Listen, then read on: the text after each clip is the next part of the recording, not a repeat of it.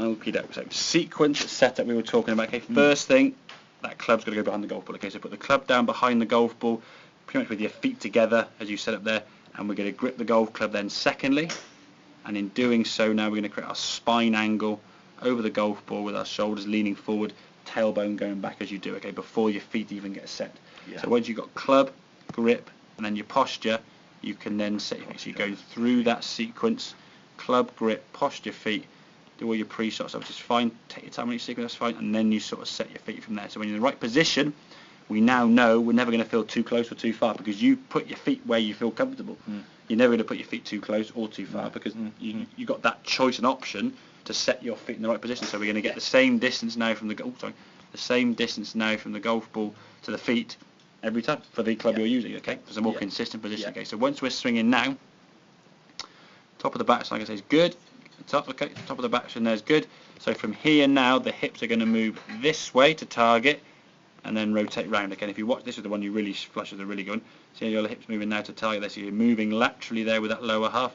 Left knee's moving over towards your left foot.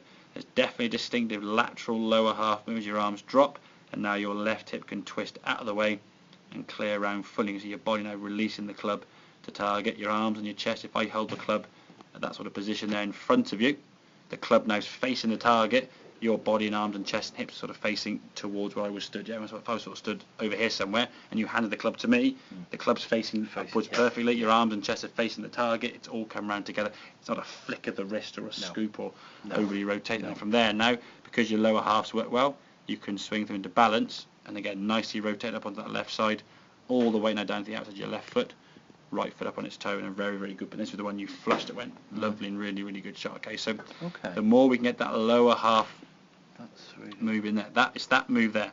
Get that lower half moving, you can see it moving laterally to target, then your hips clear, gives you the room. It means your club now is going to be swinging more direct towards target, rather than if your hips go forward, the club just goes out there somewhere, and you end up blocking it right, hooking it left, hitting the ground behind the ball, or shanking it. Okay. So those are the 4 shots you're going to generally get when your lower half sort of stops and just your arms drop on the inside. Okay, so if we can avoid them by getting the body clear and gets yourself over the ball more, it changes where your club bottoms out.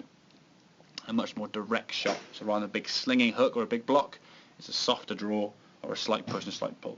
Okay. Does that make sense? Yeah. Yeah, absolutely. Good. Okay, have a couple more then, mate, and then we'll have a look more. So we can, now you've seen it, can hopefully help you see what it should look like.